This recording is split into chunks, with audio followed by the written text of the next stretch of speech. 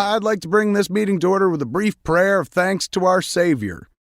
Our Batman, who art in Gotham, cowled be thy mane.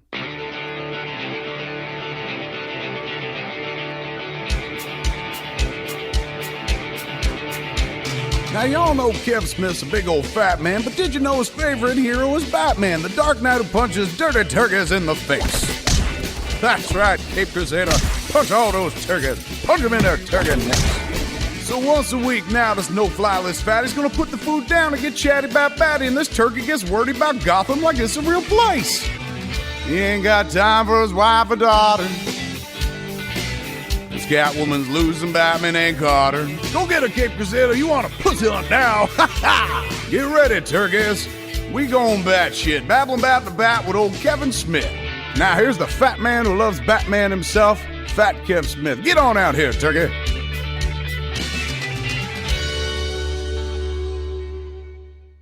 Welcome to Fat Man on Batman. I'm Kevin Smith. Okay, man. I can always do the long talk up on this guy because he's a big part of my mythology, man. And when you think of Kevin Smith, you go, oh, fucking hockey jersey, comics, hockey, fucking J. Bob, in no particular order, but comics is always on that list. One of the reasons you know me, why I have legitimacy in the comic book community, is because this fool sitting across from me one day was just like, how would you like to write Daredevil? We did that. And the rest, as they say, is comics history. I went on to several things that failed. He rose up through the ranks of comicdom, not only to run the Marvel Knights label back in that day, but then to run fucking Marvel Comics. And then, what is your title again now? I'm a chief creative officer. There he is. Something like that. See, like he is Marvel's in his fucking blood, and he's been on the show before. And I threatened before that, like, he's going to come back to talk about Daredevil season 2.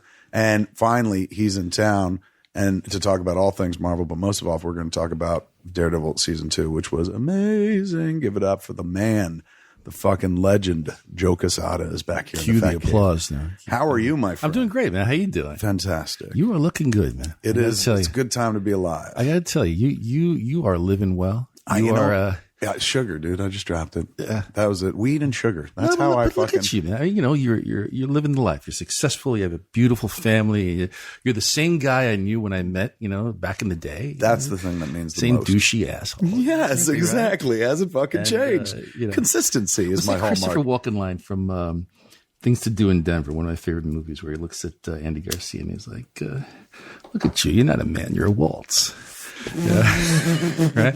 That's kind of your life, man. You just I don't know. I try. Is that what it looks like from the outside? Because that's how I look at Bill Murray. Do you look at me like I have a Bill Murray-ish life? I don't. I look at you as Kevin, man. It's like I'm happy every time I look at what Kevin's doing. He's doing this. He's doing that. That fucking means the world, dude. Yeah. Like I spin a lot of fucking plates, so it's always nice to hear somebody who I was in the fucking trenches with.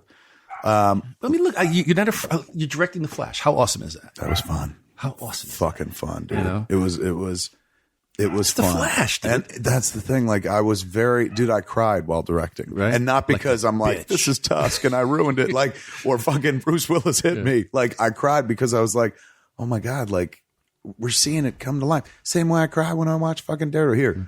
Here's my fucking favorite moment of Daredevil season 2. Okay. And this is where the tears fucking rolled. There's a lot of emotional moments. Oh, I think I know what you're going to say. Go ahead. I don't know if you'll guess it, man, but fucking it's at the end. It's on the rooftop and people have seen it now, but spoilers if you haven't watched all of season 2 of Daredevil.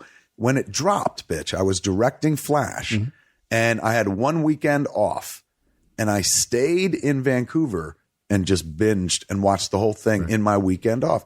And so then on fucking when I was done, I went to tweet like, these are my 3 favorite moments. And I tweeted it and instantly got hit by a bunch of motherfuckers who was like, spoilers, you fat fucking dick. Not all of us have fucking had the time to watch it all the way through. That was me. I was outraged. I'm like, I'm working and I was fucking watched the whole goddamn thing.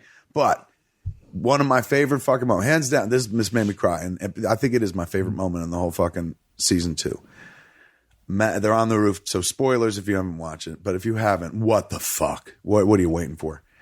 Matt's on the rooftop. He fighting Nobu. Heading for him. All of a sudden, like Elektra's out the picture at this point. All the other ninjas closing in.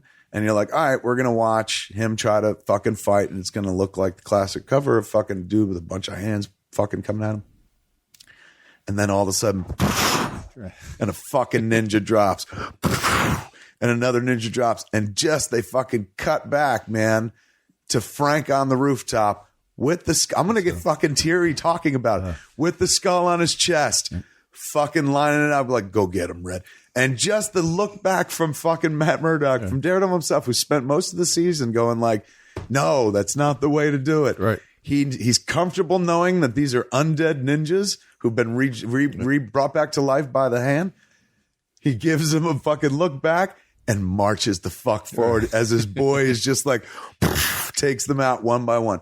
Oh, dude, I fucking rewound it 3 times. I was in tears. That was such a fucking highlight. And Barenthal is just a revelation. What a nut biter. He fucking destroyed it, man. Yeah. I mean, look, he had the better odds because he had way more time to fucking spend with Frank Castle. You got so many glorious episodes. Whereas when you see him in a movie, you get an hour and a half, you get 2 hours or something. No, but John really just embraced the character. I mean, he's a force of nature, you know, and you know, when we were casting John, the first thing, you know, I was thinking of, boy, just him and Charlie in a room, and, you know, just working or on a rooftop or in a cemetery. Yeah. You know? Not that those things happen if you haven't seen the show, right? But yeah, we were very, very happy with, you know, our cast is just really phenomenal on the show, and, you know, everybody who worked on it did a fantastic job. It's Daredevil. That's what it's, right? It's Daredevil. That's what it is. When you watch it, it's fucking pure Daredevil. Yeah. This is what we'll talk about the development of this season.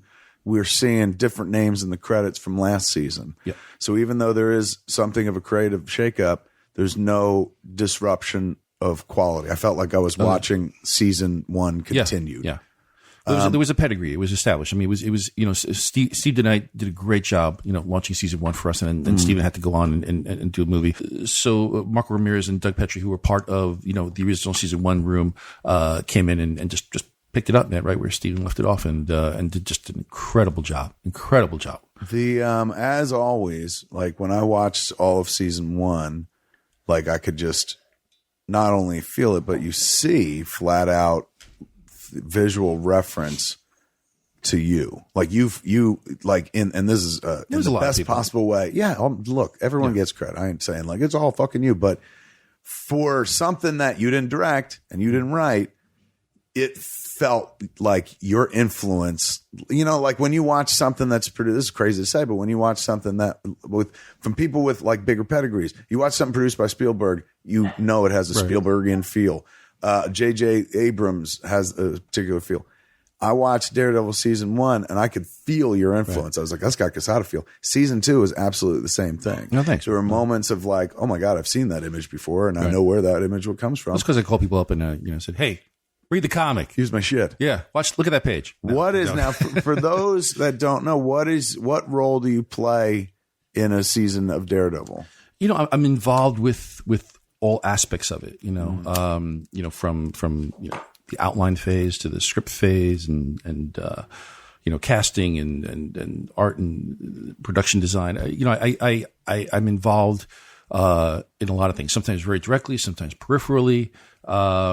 It all depends on, you know, what's happening and how much of it affects, you know, the actual brand and the character and, you know, so no 2 days are the same for me ever. You know, today happened to actually be a light day, so that's why we're doing this right now. We get to hang out a little bit. But yeah, so you know, we were talking about this earlier. I consider myself sort of a creative plumber. You know, I come in there and, you know, tighten some bolts and, you know, give ideas, and like I said, every day is different. Here's the thing. Like I watch the show and I always get a little fucking like, when I see your name in the credits, I'm like, I fucking know that guy. Here's where I'm missing your name though, because we've now seen 2 seasons. You need to be directing an episode, hands down, dude. Like no doubt. Like as your influence is felt on the show, and all the directors on the show have been fucking wonderful. You ain't got a weak one in the bunch, but at the same time, it's not like, man, they can only, you know, we can only go with these A-list directors. Like these are all fucking wonderful directors. You don't know. A lot of people don't know their names and stuff like that. Yeah.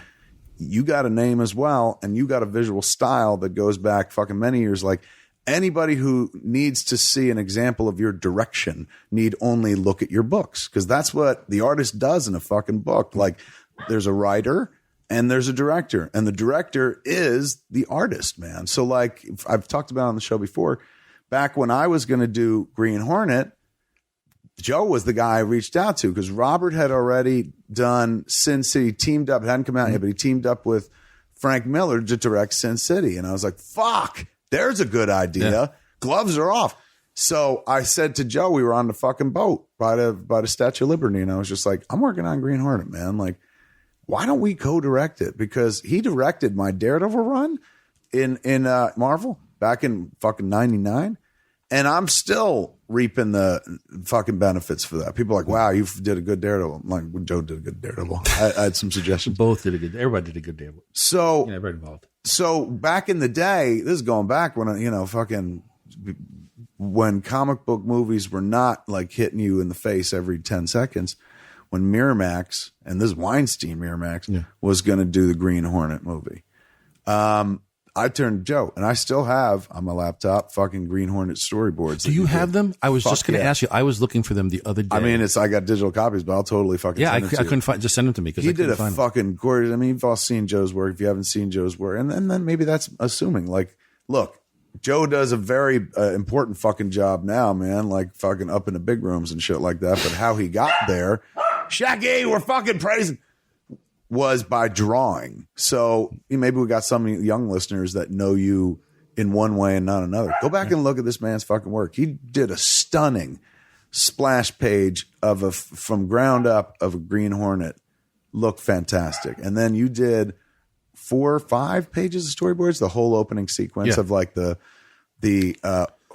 Black Beauty. Yeah, it was sort of just a modernized take of the opening credits from and then going to the opening of our. I mean, it was fucking dope. But anyway, that's all directing is. As I've been saying, like I went to work on The Flash, and here I TV directed. Now I've TV directed in 2 ways. Once on Reaper, where I was first one, so you set the tone, do whatever you want until they fire you, I guess.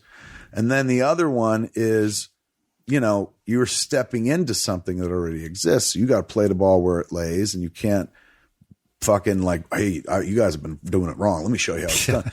Like you got to hit show here. Let me tell you how you're doing it wrong. Exactly. I was like, fucking, and you know how this boy just runs fast on the show? Let me show about heavy guy. How about skipping? Skipping really that's what you're missing. Yeah. Everyone can skip. Not everyone can run. Think about it. Yeah.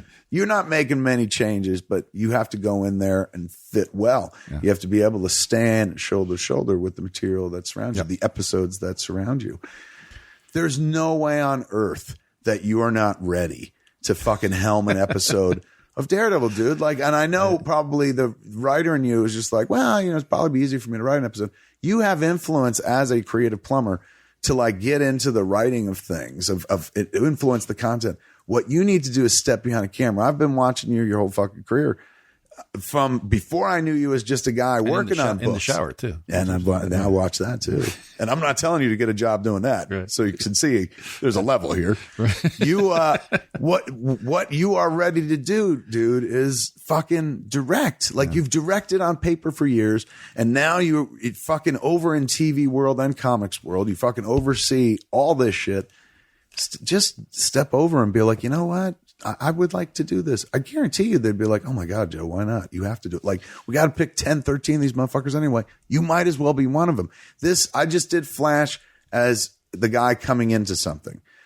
That job, once there's a TV show up and running, there's a visual palette that's been set. And like, yeah, you could create cool new shots, but like you're working within a framework they've built.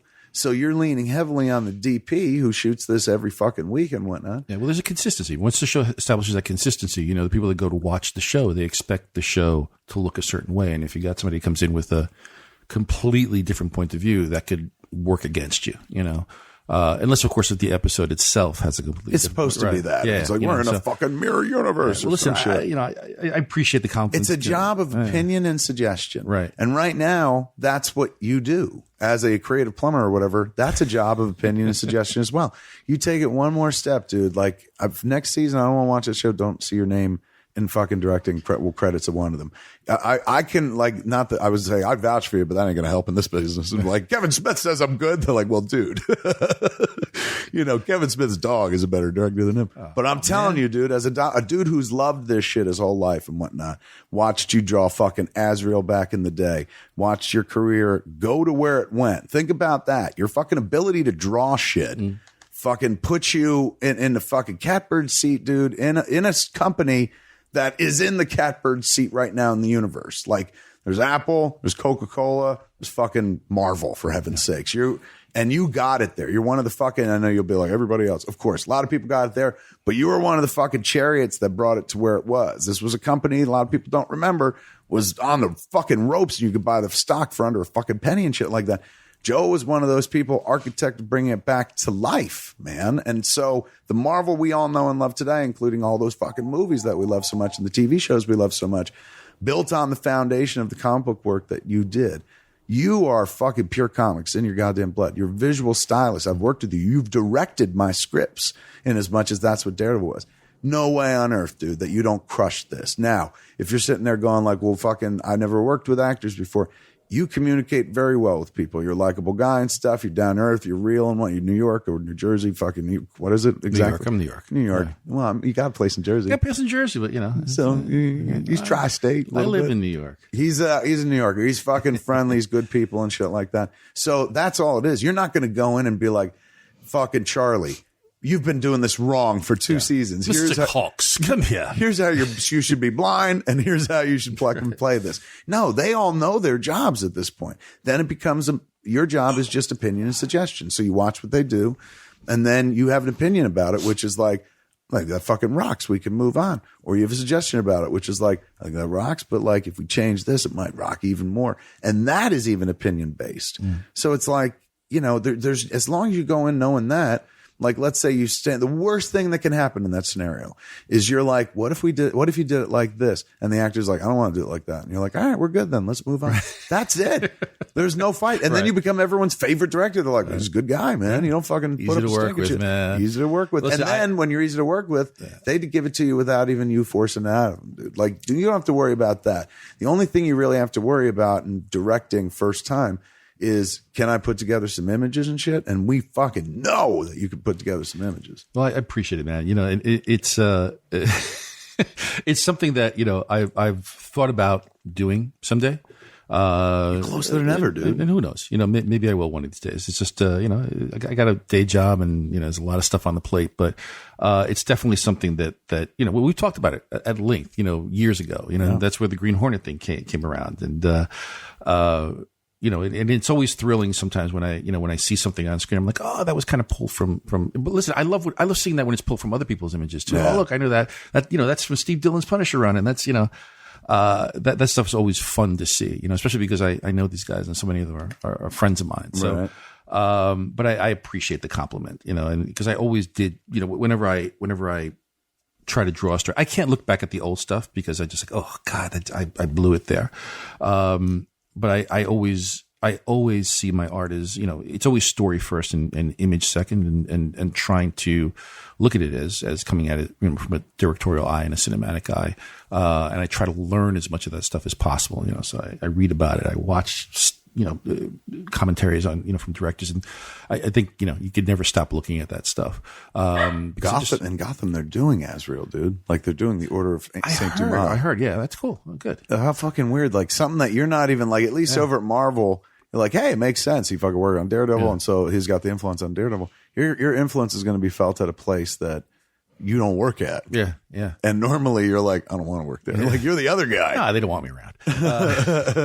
But they're good guys over there. So yeah, no, that's cool. I mean, look, but that, you know, at this point, there's so much comic book stuff being created out there that, you know, sooner or later, I think, you know, a lot of creators, you know, just going to feel their influence, and they already do. You know, it's just you know, so many guys we thank at the end credits on Daredevil and all the other shows because they were such an influence on certain characters. Right.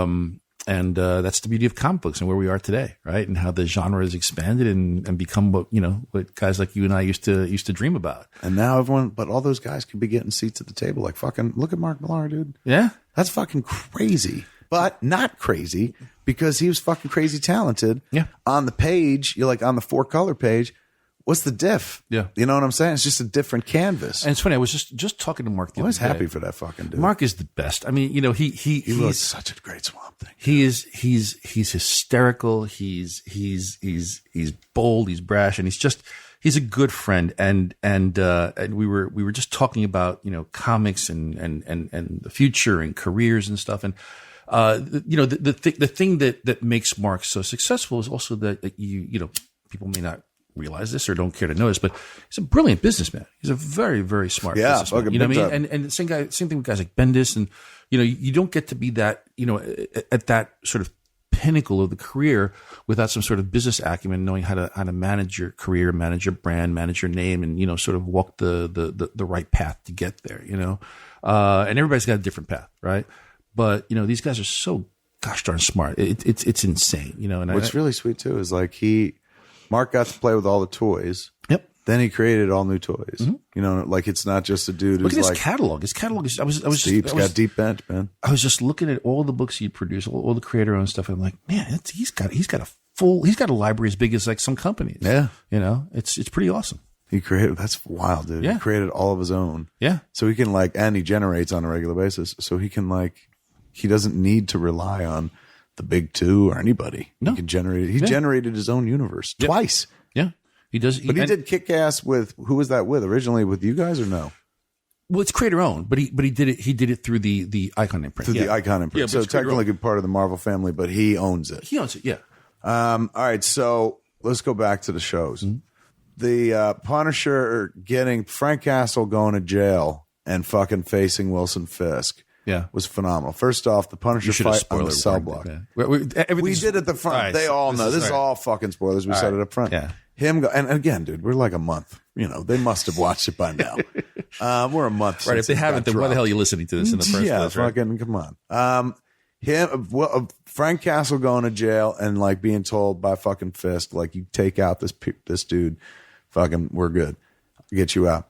Then being locked in and fucking, the guards being turning their backs and shit and having to fucking fight his way out of certain death was metal as fuck. As if that wasn't good enough, especially with Fisk being goodbye, Mr. Castle from up top and shit. And just that he came back for those 2 episodes and you didn't do fucking we took him out of jail. He's just in fucking jail and still you feel the influence of fucking Fisk from season 1 to even season 2. And you did a beautiful setup with what happened from the moment we last saw him and he went to jail to the moment where he's dealing with Castle. But he slowly got bigger through the episode. There's one shot of fucking him and Barenthal together where he looks fucking huge, dude. Like the Profile 2 shot. Yeah. But as if all that episode's not satisfying enough, then they come face to face again and he just fucking beats the shit out of them. Oh my God, it was glorious, man. That was tremendous. I was so glad that it wasn't a Kingpin season, but I was so glad that starring Kingpin. And it was a surprise because we didn't surprise. We didn't advertise it, and and Vincent Lowe's playing the part, and it was a does he he's big? He has to get big for it. He's a big dude to begin with. Because in Jurassic Park he was not that big. Yeah, Vincent's a tall guy to begin with, So and it's just something about him encompassing that role and. He takes it on and sometimes that affects stature and, not to mention the fact that he has that stature to begin with as an actor. So, he's fucking he just owns the room. And, but that fight that, the Punisher has with the other inmates, I've seen bloody fights, but even I watch that over and over and I cringe every time. It's fucking awesome. It's brutal. Yeah. It is like this season's version of a lot of people will say, no, the fucking staircase fight. But the hallway fight from last season, which is just like a masterpiece, reminded me of the Punisher fight this season, where it's just like, oh my God, this is not ending. Yeah. And look at it. It's not like a flawless one single take, but my God, it's just fucking glorious. Yeah. Let's talk about the lady who played Elektra. What's her name? Oh, Deborah Ann Wall? Oh, I'm sorry. No, Elektra. Elodie Young. Where'd she come from? Boy, she was good. I really liked what they did with Elektra too, because this is kind of not Frank Miller canon Elektra in as much as unless you correct me if I'm wrong, the story of, and again, spoilers, they've been listening for a while. Matt, here is the guy responsible for your father's death. kill him. Right. I don't remember that from any of the books. No. So that's just for the show. Yeah. I thought that was an excellent, welcome addition to that mythology. Like, if that hadn't been in a book, I'm like, okay, next time you guys do a Daredevil Year One, right, that's a fucking great scene. It really illustrated way better than we ever really did in the comics. What a fucking, like, she's a thrill killer. Like, that's how she became an assassin. Mm-hmm. She's just fucking hyped because she's amped. She's like ready to fucking like stab this motherfucker. And in that instance, at least she was like, well, it's a guy who's got it coming. But right then and there in a room, he gets the read of like, this is where it starts. We kill this fuck. We're going to be fucking Mickey and Mallory and shit. This is natural born killers. So he shuts her down. I thought that was excellent. Yeah. And Elodie was spectacular. I think, she came in, she read for the part, and, it was her. She was perfect for it.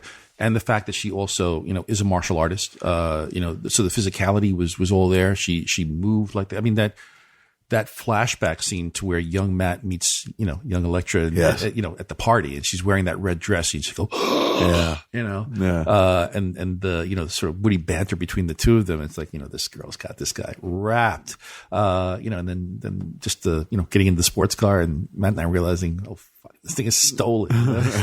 So, as a good Catholic boy yourself, that she's dangerous. It's dangerous, and that little taste of you get away with this stuff, So yeah, it was I know the writers room had a lot of fun with that, and bringing back Roscoe Sweeney, so that Matt can get those licks in. I thought was immensely powerful. Plus the actor who played Roscoe Sweeney, whose name is escaping me right now, is really great too. Right. That thick Irish brogue. Yeah.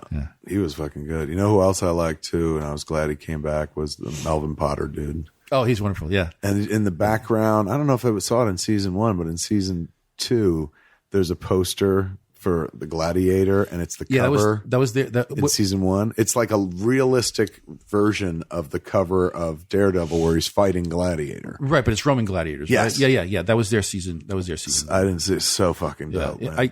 I know it was there. Whether it made it onto camera, I'm not sure, but I think it did.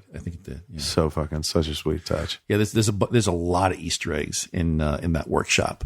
I don't know if you saw the Stiltman legs in the background. Yes, and of course, and whenever he gets like his hackles up, he grabs one of those blades, those saw blades, and you're like, do it. But even when he pulls his shirt apart to show Matt that he's armored up too, right? It's the gladiator costume. That's kind of dope. So, yeah, or at least the emblem is there. So just a little wink, right? Never know when you're gonna need a gladiator. It's true. Somebody can turn him bad. Some bad shit can happen to him. He might turn on his buddy Daredevil. Yeah. You don't give a fuck about Betsy no more. Let's see what else. Let's talk. We'll jump back and forth because we didn't talk about Jessica Jones. Yeah, fucking excellent. Excellent, strong first season out the gate. Completely different fucking beast. Who knew that you can get away with like, there's a dead baby in a Marvel anything. Right. So it was kind of like grown up and nobody blinked, dude. There was no like, this is fucking inappropriate. Like everyone went with it and shit. He was a fantastic fucking villain. He may be one of your fucking top tier Marvel villains so far in filmed entertainment. I think when you look at, the best villains, that we've filmed, obviously, Loki is right up there, right? Tom Hiddleston is right up there. But I think, David Tennant and Vincent D'Onofrio are, right there too, TV villains are killing it. Oh my God. What David did with Kilgrave was just, it was great to watch. And scary, legit scary. Petrifying. Yeah. Petrifying. And it, so against type. Like if you've ever met David, he's the sweetest man on planet Earth, And I think that's also what makes Kilgrave so compelling, is because there is this sort of childlike sweetness to this guy, right? I mean, he was tortured at the age of 13 and probably never grew beyond that, right? Mentally or emotionally. Now he's out in the world with this incredibly crazy power, still behaving like a child, but not realizing, how much of what he's doing is incredibly cruel and evil. And David just nailed the part. Yeah. It just, you wanted to see that guy dead by the time that time was over, deader than dead. So it gave us a great villain. Melissa Rosenberg and her team just did. Is that who wrote it? Yeah. She's fucking phenomenal job. She came from someplace, not you guys, like a fucking show where you're like, oh shit. Yeah, no, she is hands down one of the most skilled writers. That has come across our way at Marvel, and she's just. By the time I finished episode 1 of Jessica Jones, I was like, who is this? Like I had to go, and I was like, oh, she got a long history. Like, Melissa's the real deal, man. She's just a brilliant talent. And who's the girl that plays Jessica Jones? It's Kristen Ritter. Kristen Ritter is she nailed the part, and she has that. Everything about Jessica was like, this character's broken. She's broken, and Kristen nailed it. But look, there's a whole history at this point. I think fans know it. I mean, that show has been embraced, and we get Daredevil, right? If we do Daredevil right, fans will like it because, the source material is great. And the source material for Jessica Jones is wonderful too, right? Created by, our buddy Brian Bendis. But people don't really know who Jessica Jones is, the general public. Did he create the Purple Man as well? Kilgrave his? No. Who's that? Purple Man, I don't know who created it, but. So he took an old Marvel villain? Yeah, all Marvel. Well, he had it. Purple Man was the villain in the very first Jessica Jones arc when Brian wrote the character. But he didn't create the character? No, he didn't create the character, but he did do wonderful things with him. What about her? He created her, right? Yeah, Jessica Jones is Brian. Brian and Michael Gaydos too, who was the artist. When she refers to, look at you, fucking good man. Huh. When that's an artist looking out for another artist. Credit where credit's due, man. When she refers back to the old costume and stuff. Was that ever a Marvel character? That was all created. That's all created. That was created in story. Story, right? And so the only element that Brian used when he did his Alias arc from previous Marvel, other than like Luke Cage and stuff, was Kilgrave. Kilgrave, yeah. Kilgrave was the villain, and Captain America was co-starring. Right. So there was the Marvel. We immediately immersed it into the Marvel universe, but she herself, brand new creation. And the Jewel persona, which she had beforehand, was something that was added in, and then we retrofitted it later on, and so she had a heroic past that led her to just being plain old Jessica Jones. Did they publish a Jessica Jones comic? We published a special single issue for New York Comic Con. Awesome. That this past year, 2015. But we're not publishing anything right now. But she's in the world. Of course she's in the world. Yeah, she's absolutely in the world. Yeah, there's no question about it. So, I think the hope is that, we can get Brian, Mr. Bendis to come back, and that would be like kind of awesome, to have him to write his character. So if he's listening to this, he should get off his ass and not be so lazy, and put out an extra book on top of the 50 he puts out a month. I was going to say, you're being pretty facetious. That dude fucking hardest working man on his in TV comics. show, and he doesn't talk to us little people anymore. He's a good guy. Fucking Luke Cage was awesome on that show. Yeah.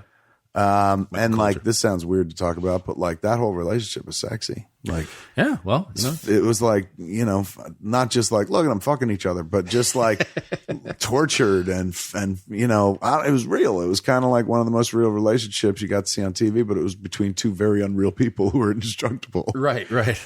Which made for some awesome fuck scenes as well. That show fucking was R-rated, man. Like it was grown up. I mean, yeah, well, that's the wonderful thing we have, the ability we have, flexibility with working Netflix with shows. Netflix and Netflexibility and television as well. It gives us the ability to stretch our boundaries, but that's one of the reasons why we chose these characters to begin with. They're essentially the Marvel Knights side of the universe. It's a darker, edgier side of the universe, edgier neighborhood, and the stakes. I hate saying the stakes are smaller, right? Because, when compared to aliens coming down out of a portal in the middle of the sky, the fact that there's a guy named Wilson Fisk, who wants to control organized crime feels smaller. But to the people who live in this neighborhood, he's just as evil, and Kilgrave is just as evil as aliens falling out of the sky. So it's all a matter of scope and perspective. But we're able to play with this. And, I've often said, while the Avengers are, and those heroes are out there to save the planet, in our world, it's about saving a neighborhood. It's about saving a block. It's about saving a building. It's about saving which again, it just, could seem just as compelling and is just as compelling. Fuck yeah. If it's done right. All right, so he got introduced. You guys shoot Luke Cage yet? Yeah. And have they even done the general storyline is, do we even know what it's about? And I guess she'll feature in it from time to time, Jessica? I'm not going to say. Fucker. Not going to say. When does Luke Cage happen? Luke Cage is September 20th, man. Right. So it's just, in the fall, but just right around the corner. So stay tuned. So that's the next. So it goes Daredevil, and then the next thing is Luke Cage. Yeah. I like that they're getting to a place where it feels like 2, 3, maybe 3 times a year we're getting a Marvel something on Netflix. You know what I'm saying? Like Daredevil, I watched Daredevil season 1, and then it wasn't too long before I felt like, I know it was a couple months, but then suddenly Jessica Jones happened. Yep. And then it felt like we were a couple months down, and then fucking Daredevil season 2 happened. We're very tired. Yeah, I would imagine. Oh my God, you guys are just doing it tirelessly and shit. The Viagra of fucking comic book television shows. Now, next up to bat is Danny Rand. Iron Fist. Yeah. All right, so you cast already the boy from Game of Thrones. Right, Finn Jones, yeah. And then they cast Meacham, who's the guy who's responsible for the death of Danny Rand. David Wenham is Harold Meacham, and we also cast Colleen Wing. And then who's she playing? It's Jessica Henwick, another Game of Thrones graduate. So wow, yeah. So we got a heavy cast. We got more announcements. By the time this comes out, people will probably know who the full cast is at this point. And did I read somewhere that Shang-Chi has something to do with this? I cannot confirm nor deny, but I don't know what the hell you've read. I don't know. Maybe it's Shang-Chi, by the way. Just really? Yes. Shang-Chi. I was raised by Walter Flanagan, and he says Shang-Chi. I've always noticed. But you're right. It would be Chi. Chi, yeah. It's. Why do I ever listen to Flanagan? He also know. told me how to say Mixelplick, which I always say wrong. I say Mixelplick, but it's Mixelplittle. Really? See, I didn't know that. Whenever they do the cartoons, it's way longer than Mixelplick. Right. Okay. Well, it's like people who say the Submariner. Who says that? A lot of people. Here's a question. Where is the Submariner, by the way? Where's Submariner? Who has that? We do. Is it in comics? No. Fucking what studio? How come you guys aren't diving into the water? Oh, I can't speak for studios. So is it elsewhere? Like, but does Marvel? No. You got the same people that own Iron Man have Submariner, or is it promised? As far as I know, yeah, we do. Yeah, it's not at Fox, it's not at Sony. Really? Yeah. So you think sooner or later you guys will dive in the ocean? I cannot confirm nor deny, sir. Jesus Again, Christ. Hey, listen, that's so political. I know. Listen, political. It's like my job. You got to give us a taste, dude. What's going to happen? Fuck, that's too deep. You'll say no. All right. Well, here, help me out with the order of things. Right. So Daredevil season 2 just aired. Mm-hmm. Next up will be Luke Cage. Luke Cage, yes. After Luke Cage will be Iron Fist. And then we are going to go into a little thing called The Defenders. It is happening?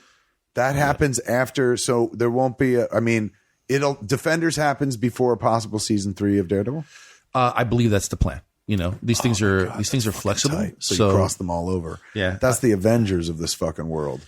For those that know this book, dude, Defenders is for real, too. That's not just like, oh, look, they're doing the Avengers.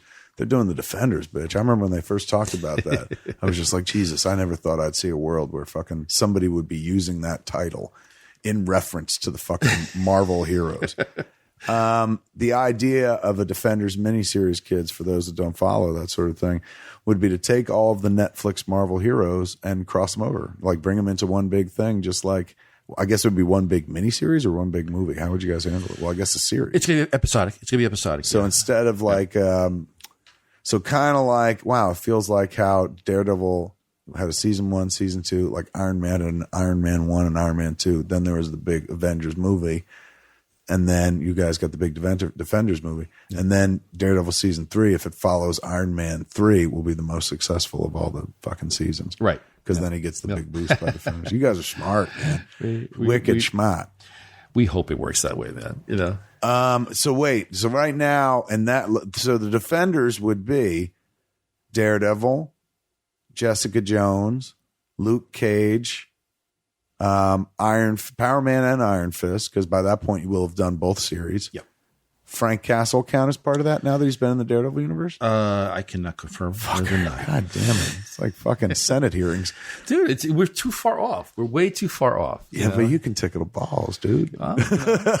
You've got the eye of Agamotto, dude. Right. You've seen things. You know things. I do. I see things and I know things, and but that's part of the game, man. You just have to keep these things under wraps. All right, so Defenders happens, and then God willing, you guys go back and do Daredevil season 3, and then start the whole order again, or will you start adding more? You're not going to answer that either. Well, I couldn't answer it. I mean, that's so far off. You know, it's so far off that it's difficult to really say one way or another. And you don't want to get fans' hopes up, and we still have to get renewals on certain seasons and stuff. We can only look at what's really in front of us right now. So, but the plan is to just keep doing great television, man. Right. That's all we want to do is just keep spinning these plates and doing some cool stuff. And this is becoming like interviewing a hockey player when they're just we'd go out there and we do our best. That's it, man. One shift at a time, and we do it with a lot of heart. Coach says we got heart, and all we need to do is nose to the ground and stone, and we can do it.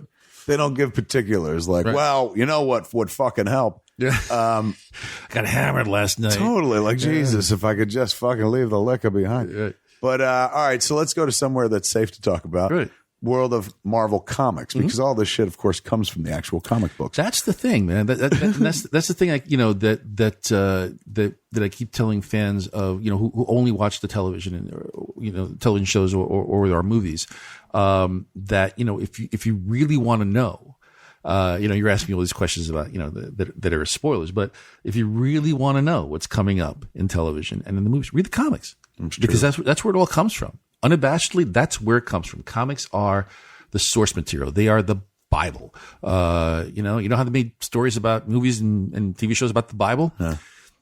Read the Bible, right? So yeah, that's true. This is the Bible. This is true. I guess it's like going in and being like, what's going to happen to this Jesus guy? Yeah. Like, how does this thing end, man? Yeah. These two kids with all the fruit and the animals. What's going to happen to them? Keep reading. True believer. So the comics is exactly the same way, but the beauty of the comics is that you get so much more, and it adds so much more richness. As much as people who don't read the comics enjoy the shows and the movies, for those of us who are familiar with the source material, it is 10 times more enjoyable, right? Because we understand the richness and the tapestry and the history behind it, and the little winks, which are solely meant for us. Yes. And that's the fun of it, is getting sort of immersed in these universes. What was the thing? You guys did a reboot or something? No, it wasn't a reboot. People like calling it a reboot. What was it called? All New, All Different? All New, All Different, yes. All New, All Different. So, but it's not. I remember a very striking piece of artwork that had Iron Man, like a redrawn Iron Man, a few other the key characters. Right. But yeah, it was pretty bold, but it's not like it's not a reboot in the traditional sense that we see happening around these days. So no, that's not what happened. But it is kind of a bit of a refresh and good starting point. A lot of these initiatives, the initiative is back in the day what we would call like an event. Well, this isn't more. This is you guys. Well, what do you call? An event. Not a Civil War. What was Civil War? I would. Well, it's a little bit of both, but it's really an event, right? Because it's a big storyline. But when you start doing something like All New, All Different, where you're trying to send a message out that, hey, this is a good place to jump in, right? Especially for new readers. We've got a lot of them out there, and this is a good starting point. If you don't feel like going back into back issues, if you feel that that's a daunting task, or you feel like you might get confused, it's a good spot, So it becomes more of a marketing initiative that is story driven. But I wouldn't say that there's a big crossover storyline that's involved in getting there. It's just here you go. Here's a line in the sand that says you could start here, and then then we jump into Civil War II, which is in the works now. So that's an event, in the traditional sense. Civil War II. Yep. You guys just got out of the Secret Wars as well.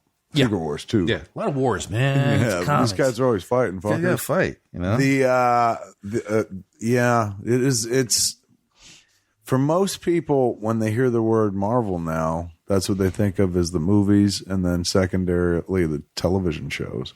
It's so weird that they don't think of the source material. You and I hear Marvel.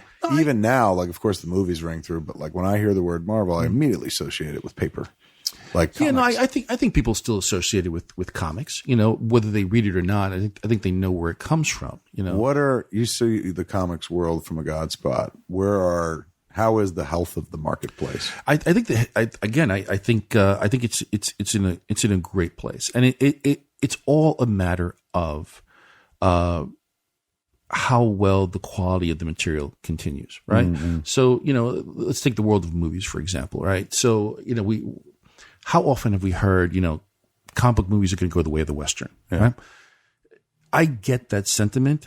I don't, because the Western was popular because it was cheap. But these movies are not cheap. But here's the other thing. When you say that, that is not an apples to apples comparison. I agree. Because the Western was, you know, it's a show or a movie that takes place in a particular time in history with a particular style of dress, with a specific type of transport, trains and horses, right?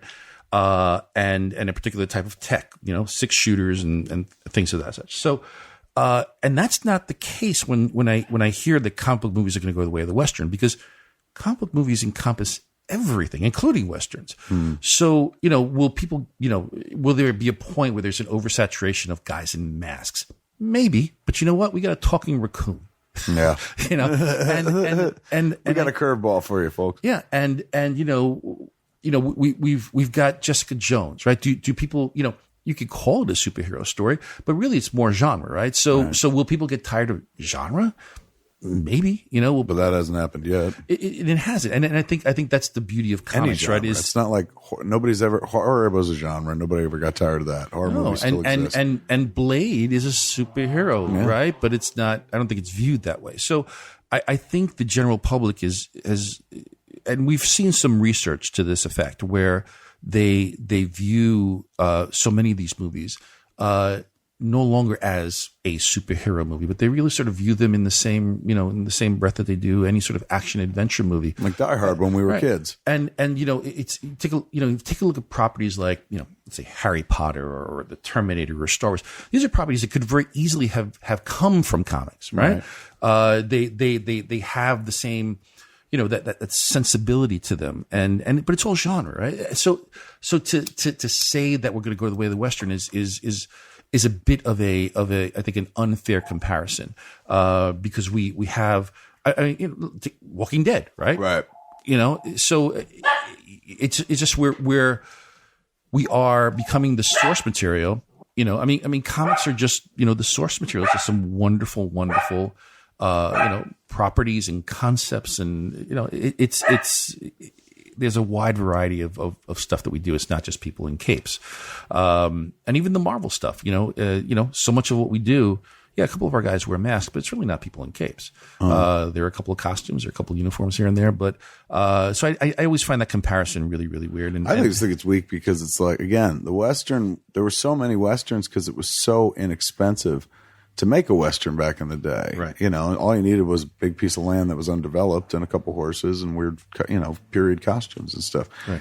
These movies are more akin to the 80s action run, which never stopped.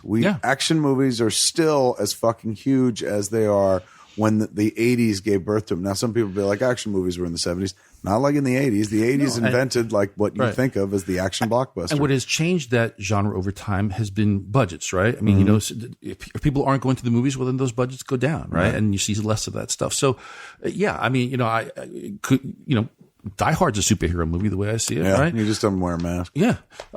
So again, I don't think it's a fair comparison, but I think all these things, they just live and breathe with how good the movies are. If we put out a bunch of crappy movies, well, you know, then people are going to say, oh, you see, it's going the way of the Western, but no, it's just because they're crappy. But if we keep the quality up and we keep, you know, fans interested, I think, you know, the sky's really the limit, and you know, it's been proven every year, you know, and you know, there's and I think television is a perfect example. I mean, there's just so much good television out there, and really a lot of good comic book television out there too. You know, from both companies, from everyone. They're doing comic book shows and treating them legitimate, like they've always done comic book shows. Remember, there was a fucking syndicated Swamp Thing show. There was a Superboy show and stuff.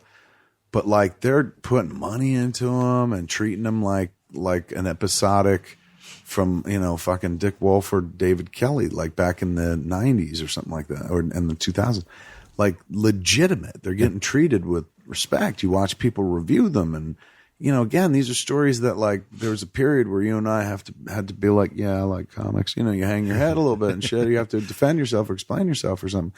And now we live in a world where it's like absolutely viable to tell these stories. And like my mom will be like, oh, I watched Daredevil. You know, it was beautiful. Or I watched The Flash because I watched you cry watching The Flash, and that mystified me as your mother. And I wondered if you would cry as hard when I died as you did when that boy's fake mother died. I was like, wow, it's deep cuts, Mom. But we live in this glorious age, man, where we watch the source material. We weren't there for the beginning of a lot of this shit. We were not even born yet. Yep. But we were there when this shit popularized, like in our generation, helped turn it into pop culture by keeping it alive, keeping these characters alive. Now we get to watch all this shit come to life on the big screen. This is one of the things that has fascinated me about watching Marvel and DC make the leap into movies, TV, blah, blah, blah. And, you know, you guys have always had like, here's a TV show, here's a movie and stuff. But now you're both studios and you both generate. Yeah, we're you know, and we're in charge of our content. You know, we are the caretakers of the stuff that we create, and so surprise, it works, right? Yeah. And you know, I always say that these, you know, you could, when you look at a movie that's based on a comic book, when it generally fails, it's because they just didn't follow the source material. They either didn't have respect for it. Sometimes they have too much respect for it. And that's what a lot of people accused Bryan Singer's Superman movie. They said it had too much respect for Dick Donner's Superman movie. Oh, okay. Yeah. That's what they felt like was wrong with it. I thought that was the thing I liked about it, where I was like, this feels kind of like a sequel to Dick Donner's Superman. But other people were like, too much respect or something like that. Yeah, you know, because sometimes you can. I mean, you know, it's funny. I just got off the phone with Jeff Lowe before coming here. We were talking about one of our TV shows, and I find that this happens like every year, every 2 years. You got to kind of like pull back and realize, hey, you know, we're getting a little.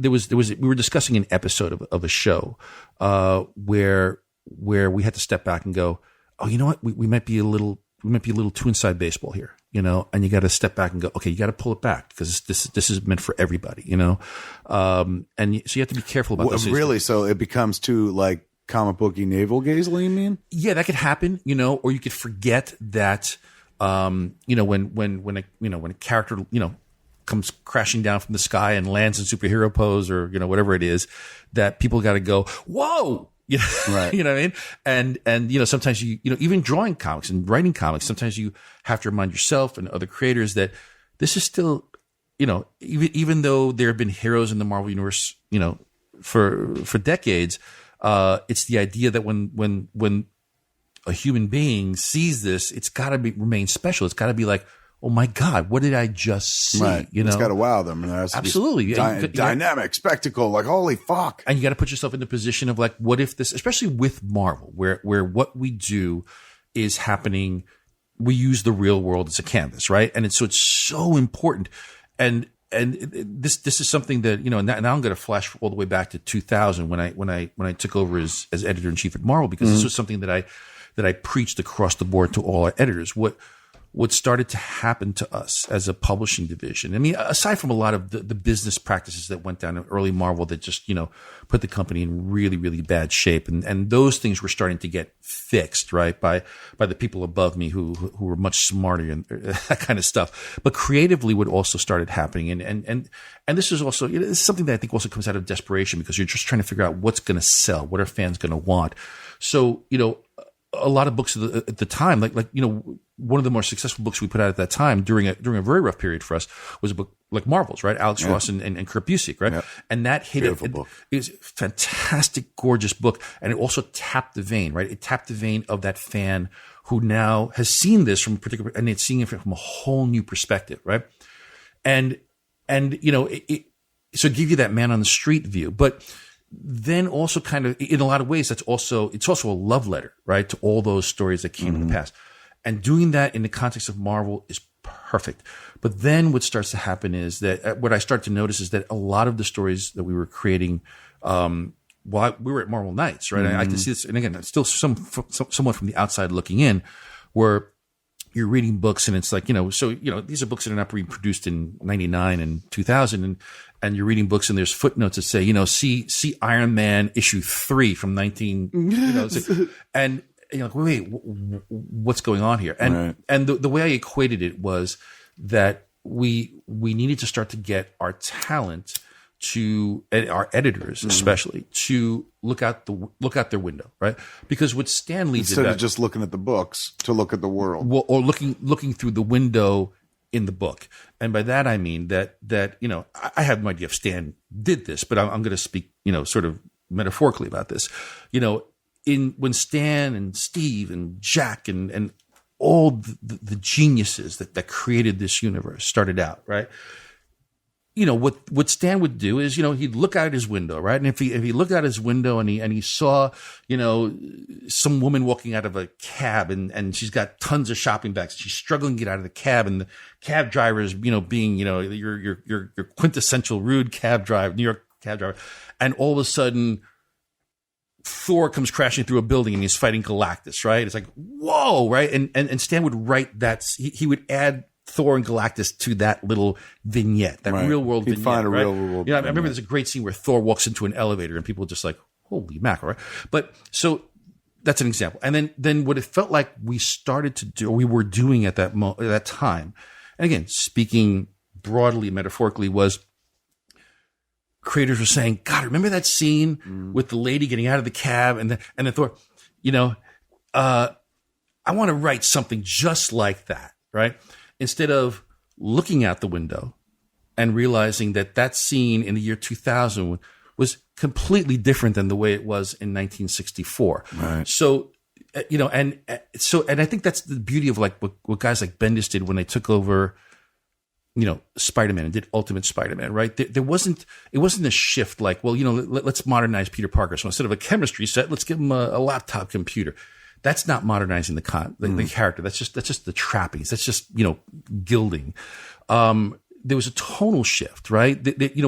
What was once a nerd in 1962 with the pocket protector is different than when a nerd was in the year 2000. And Bendis understood that. And it was a slight tonal shift. It was a brooding to Peter Parker that while different than 60 and 62 and maybe a bit darker, but it was still a joyful, fun character. And he added those elements into it that I think resonated with a younger audience, or with a new audience, a modern audience, that said, okay, this isn't just somebody writing what Stan wrote, but adding, modern clothes, right? And I think those shifts were really, really important, where we had to get our creators to start looking out the window and less at the comics, right? Because it's too easy, right? It's too easy. This, right? We start working on this all stuff. You want to do is what you've seen before. The only reason I went into comics wasn't to be like, let me show them something new. I just wanted to be like, let me show them my version of something I've always loved that I read when I was fucking 15. And that's fine. It's fine to do that, to get to play with these toys that you loved. But again, if you're going to do it on the regular basis, if that's your fucking job. Yeah. So we had to get people to be less insular, but that doesn't mean you have to stop being vigilant about it, because, we all fall into the traps. And Bill Jemas, had a great quote. For those that don't know, he was a guy that used to, what was his position? Well, Bill was president of publishing, and he hired me, and Bill and I used to call it, getting tangled up in your own superhero underwear, right? Yeah. And every once in a while you have to slap yourself and go, whoa, wait, step back. I have to write this for everyone, not just for me. Right. And it's reminding yourselves of that. So as we do these things, we have to keep those things in mind. And that's why, I love getting on the phone with Jeff, and we talk about this stuff, and we're like, is that a little too inside? What do you think? How about tonally shifting this? Those are the things that we work really, really hard at Marvel. And I don't know if that answered whatever question you had before.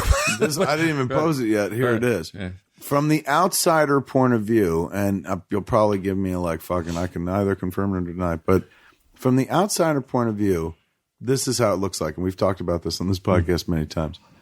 The moment DC, Warner has little good news to celebrate, instantly there is some big Marvel news happens. Can't be happenstance. For example, Batman v Superman's like, we're opening March 25th. Well, first you guys were on the same date, and then they were like, you know what, we're going to move.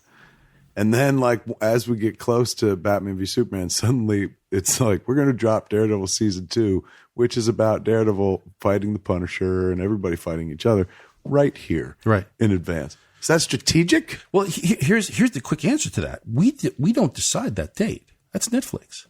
Right. Netflix says the show's gonna premiere on this date. So, and they have their own schedule, and we've been pretty much locked in with them. So, no, that's not an answer. I mean, that's just traffic. There's so much of this stuff coming out. There's a lot. Like, for example, the other day, this was the traffic. Like, there was a minute where, like, everyone, CinemaCon was like, hey, fucking Ben Affleck's Batman movie, solo Batman movie is happening. And everyone was like, right on. And it held the news cycle for about 6 hours, because then all of a sudden it was like, this is the fucking poster for Doctor Strange, and here's the trailer on Kimmel, fuckers. Like, instantly sucked up all the fucking attention for the next, like, 24 hours. But that's that's not strategic? But that's assuming. Okay, I to be honest with you, so I'll be honest with you. I'm not involved in that decision. Totally. But your opinion. But my opinion is, isn't the timing fishy?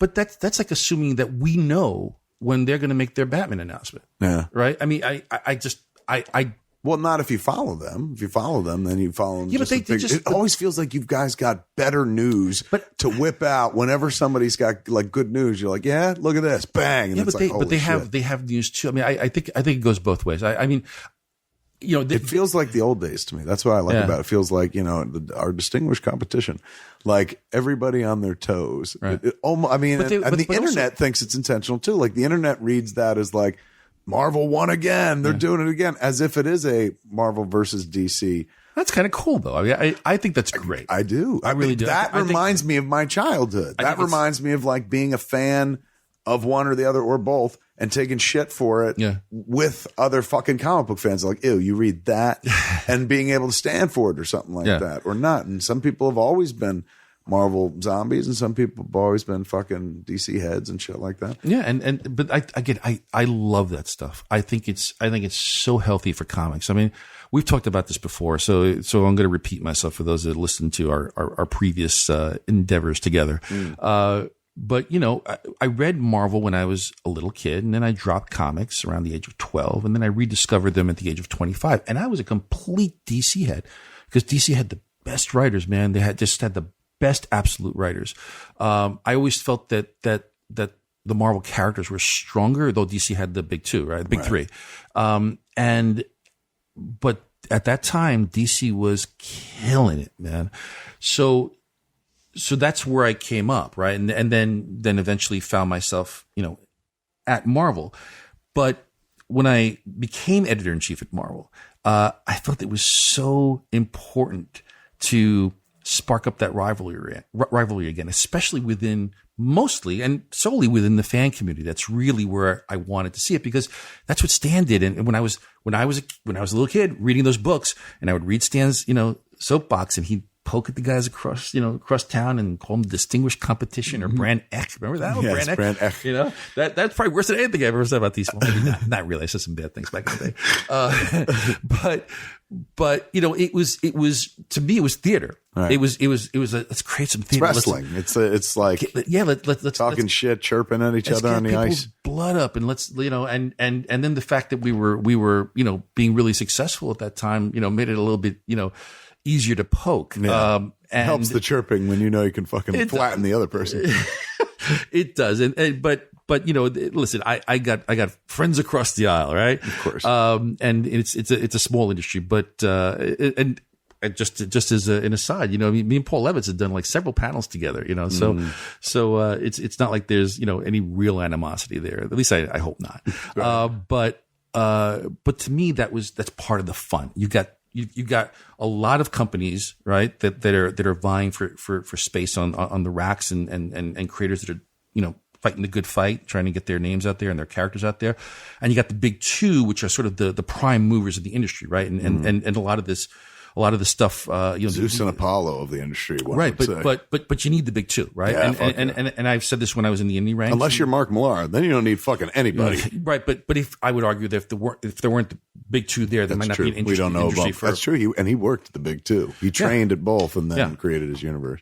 So to have the big two, and the sort of like detente was kind of like, that's not really a lot of fun, So I think a little bit of back and forth and have the fans quibble about it. It's great stuff, who had the top market share and all this real insider stuff. But now it's a bit bigger, right? Now, DC is full throttle on their universe. So I think it's cool. I mean, listen, I personally don't think it's just like, one-upsmanship, because ultimately, again, we would have to be privy to what they're going to announce. And I know for a fact, like, when we've gone to, San Diego and we do Hall H, you could kind of guess what somebody else is going to announce, right? Because you look at the, you look at the shooting schedule, you look at the release dates, and like, okay, they're probably going to announce X, Y, and Z. Right. We're either going to announce or we're not going to announce. And so there's that sort of strategic play there. But I think everybody does that. Everybody. It doesn't matter whether it's Marvel or, Marvel, DC, Warner's, Disney, whatever it may be. Everybody's sort of vying for their piece of marketing play. But I just personally don't think that there is any of that, like, they're going to announce this or we're going to announce. We have our schedule of things that we're going to announce. And we move forward that way. That's kind of just my opinion. This is honest and answer. We're gonna get. I'm being really honest. He's true. I'm reading him right now. He's not spinning. I would rather say no comment. But admit that it seems like it doesn't, like, to me and Mark, every week we talk about it, I'm like, God damn it, they can't let him have a minute before they're like DC, Warner's shows a little bit like, look at our fucking dick. And everyone's like, that's impressive. And then fucking like 10 minutes later, Marvel comes along with like, Benedict Cumberbatch. Here's a poster. Here's what it looks like. Fuck that. Here's the trailer. Just, it's crazy. But it's also not a surprise. Everybody knows we're doing Doctor Strange. You know what I mean? So, but it was done during a convention that was designed to do that very do these things, right? I mean, Warner also released the new J.K. Rowling's trailer, right? And also the which looks Fantastic awesome, Beasts and Where to Find Them. Oh, but they also did the trailer on where were they? Oh, the MTV Awards, movie awards. They dropped the fucking out of nowhere Suicide Squad, third Suicide Squad trailer, which had a fuck ton of footage. I got. By the way, I got to say, the one they released before that, the one with the number 2, the second Bohemian trailer. Rhapsody, yes. right? Brilliant, one of the best fucking trailers ever made. Am I correct? Exactly. Yes. To me, one of the best trailers in the history. I agree. Of trailers. I agree. I don't have to go to the. I met the guy to cut it, dude. I was really, and I had to tell him, I was like, dude, because I liked his first trailer too. I was like, this is a work of art. He goes, please look at this. And I watched it in advance of that CW special. Trailer. It was almost like a standalone movie. It was so far. It was a music video. It was beautiful, which means he's got the content, which means David shot a fucking hell of a movie. Yeah. That's looking forward to it, man. You know what I'm saying? It's not a series of long shots. Like in that latest trailer, you see more new shit. And like, it's not like, oh, they keep taking it from the same scene. Like, there's a lot going on in that movie, man. Looks fucking excellent. Yeah, again, my compliments to whoever cut the trailer and to man, that thing I just watched it over and over. This is how it's done. Yeah. Perfect song choice. Everything rocked on that. Have you seen Deadpool? Yeah, so it love it. Everything. It was so delightful to even see him interact with fucking other characters, like within that Marvel universe kind of comic. Look, I'm a comics kid, so but again, I was happy to see that. Here's the secret to Deadpool. They follow the source material. Yeah, very much. That is so. the character. Yeah. Right? That is the character. And Tim Miller, the director, is amazing. Is just amazing. I've worked with Tim in the past on some Marvel things, and he nailed it. But he knows the source material. He's read the books. He's a huge fan. And he's worked with Marvel before. So this was I think just a brilliant use of the source material and bringing that character to life, and the performances is just, they nailed it. They absolutely nailed it. You have seen Civil War? I have. You must have by this point. I have. And I don't want to seem like a homer. Come on, dude. Fucking. I enjoyed our movie.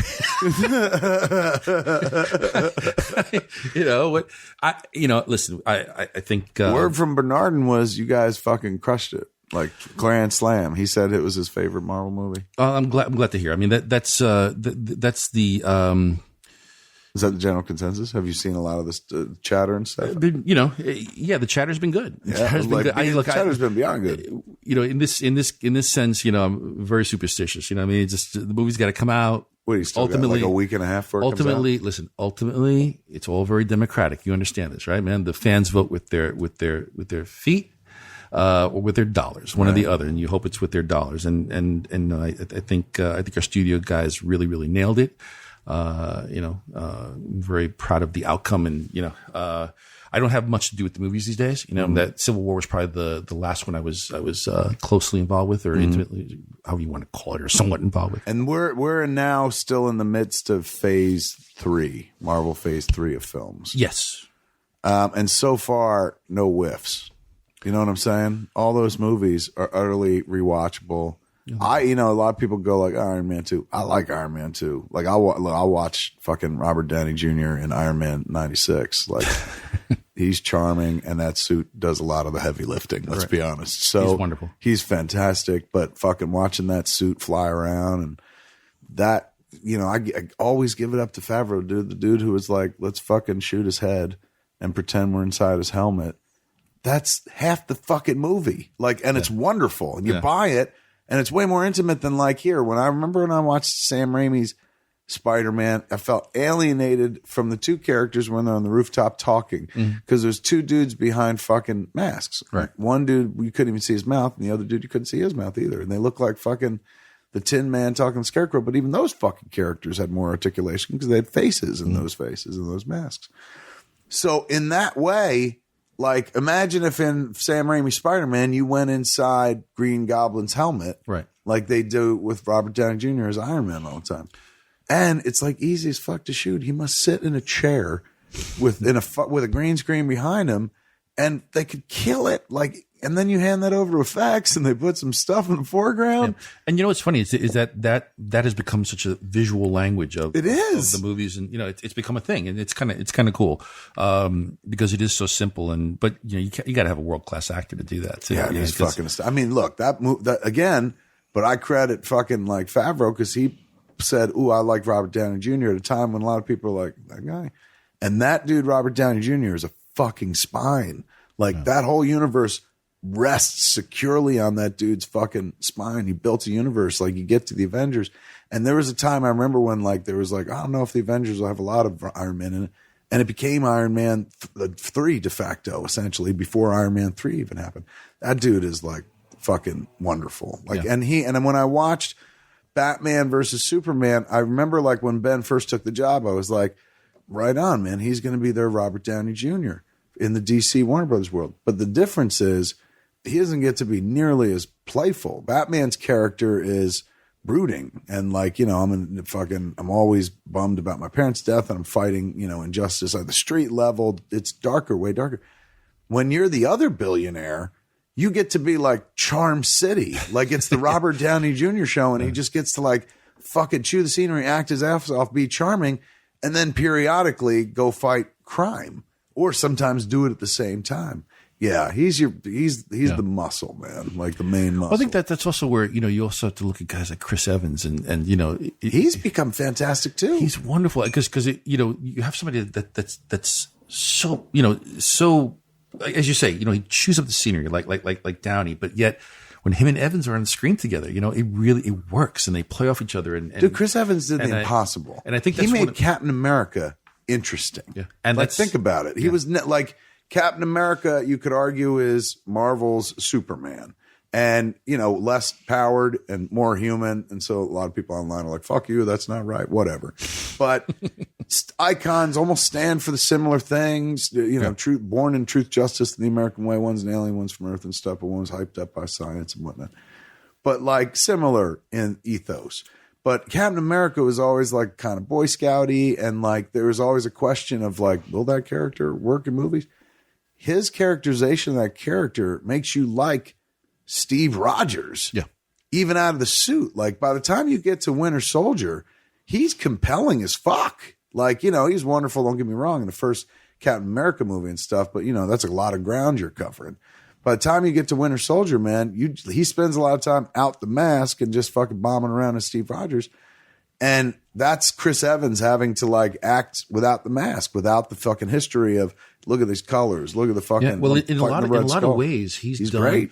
He's done what Christopher Reeves did with Yes. Superman back in the day, right? Made it something. It's like you fell in love with Christopher Reeves and what his Clark Kent stood for, and I think that's also, you know, one of the things I think is so important about Civil War and so effective about Civil War is that when, actually this may spoil stuff, but people will see it by this point. So, you know, when Cap and Iron Man inevitably fight, right? Which we've seen in the trailer. It's not Cap and Iron Man. It's Tony and Steve who are fighting. And these are guys who you have been through the wars with. You have fallen in love with them, being friends and sort of twin brothers of different, you know, from different mothers who have, you know, on at many occasions diametrically opposite points of view on things. And yet this immense respect. So when that fight happens, your heart breaks. You really do. You know, it's like mommy and daddy are fighting, man. Come on, please just stop. And you spent the time too. You've had how many movies now? All 3 Iron Mans. This is the 3rd Captain America, 2 Avengers movies. So we've had 8 movies to kind of, you know, between all 3 Iron Mans, this being the 3rd Captain America and 2 Avengers, to watch that relationship. Like to watch first their ideologies separate of one another, then together, and you know, become like, even from Avengers, you know, Tony was just like, you know, you're old, everything special about you came out of a bottle. Like, you know, he had an opinion. He's always opinionated. So by the time they get to Civil War, it doesn't feel like, let's just smashy these guys together.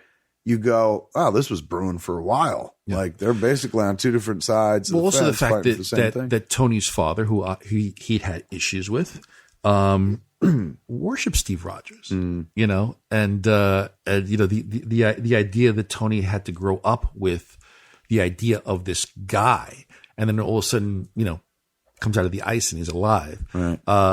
You know, it also serves as a you know, memory of his father and you know, way that Tony may have felt about him and the things that he did and the way he treated Tony and the relationship they had.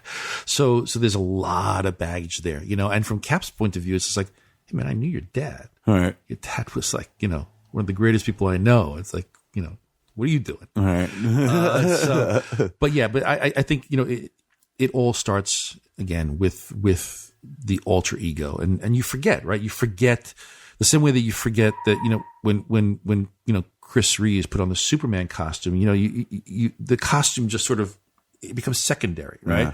As opposed, you know, to what the character stands for. And the same thing with Chris. He's embraced Steve Rogers. He's embraced what that character stands for and the ethics and the soul of the character. So you forget that he's wearing an American flag, you know, and because that is a concern, right? Yeah. You know, it's how people going to react to a guy wearing an American flag. You just don't care. Right. You don't. You care about Steve Rogers. So I think, you know, he's done an amazing job. And, you know, when he's on the screen with, well, we've seen it already. We've seen the evidence of what happens when he and Robert and the rest of the cast are on screen together. What we never saw before on the screen together was chemistry with Black Panther. This is the first Black Panther fucking appearance. Yep. And Spider-Man. This is the first Spider-Man appearance, which we know has been in the movies and we've seen the trailer. Mark talked to me about it on Fat Man Batman and also off camera about it because he didn't want to spoil a lot of stuff. But I don't give a fuck because I'm like, tell me. This you'll never spoil it for me. Yeah. These are 2 big Marvel characters. One is an icon, the fucking corporate logo icon. Yeah. But the other is a fan favorite and hardcore and very important character in the history of Marvel Comics and whatnot. But making his big appearance for the first time. When you were at Marvel Nights, you had control over Black Panther at one point? He was one of the characters. He was one of ours. Yeah. When I say ours, yeah. Like when we put our list together of characters that we would not take the deal unless we had these characters, it was Daredevil, Punisher, Black Panther, and Inhumans, who are also now becoming a big part of the television universe right now. So yeah, it's and it was Priest. Did Priest write the? Christopher Priest wrote the initial Panther run, which is pretty fantastic, which is a wonderful fucking run. Yeah, and Everett K. Ross is now in Civil War as well, who's sort of the Panthers liaison. Right. Yeah, it's the dude from The Office is playing him or something like that. Yeah. That is fucking nuts, man. Like how does it? You've now seen the movie. And you were a guy who, when you made the Marvel Knights deal back in the fucking late 90s, before all this shit was evident, you said, we want Black Panther. Mm-hmm. How did it feel seeing Black Panther up there?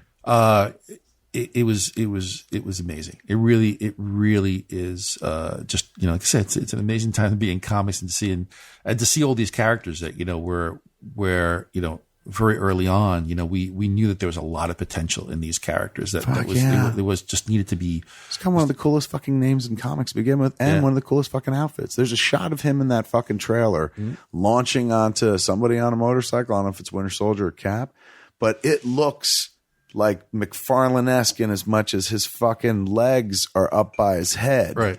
In the leap, like it's an almost impossible comic book pose. It's beautiful, and like for somebody I've been loving comics since I was a child, and I've known about that character since I was a fucking child. There's still a sense of wonder. Like when I saw Age of Ultron, I'm like, holy shit, Vision! They did it. They did it. Holy shit. Scarlet Witch not as much because she just didn't look like the Scarlet Witch I knew, but Vision fucking looked like Vision.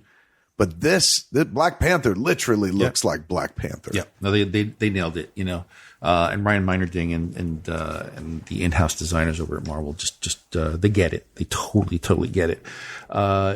And yeah, I mean, look, I've always had a great love for the character Black Panther, and it's so great to see that character now finally hitting the spotlight, and even in publishing, it's immense right now, because we have Ta-Nehisi Coates, who is writing it. For anybody who knows, Ta-Nehisi, he's renowned journalist and writer and educator, and I mean this guy is just the real deal, and infinitely smarter than you and I will ever be. Right. And the fact that he is writing the Black Panther is, to me, like, wow, that on what planet does this happen? But we're blessed to have his presence at Marvel, and he's having a great time writing comics. And but again, it just shows you the outreach of comics, right? All I hear in that is code for buy big on that book, kids.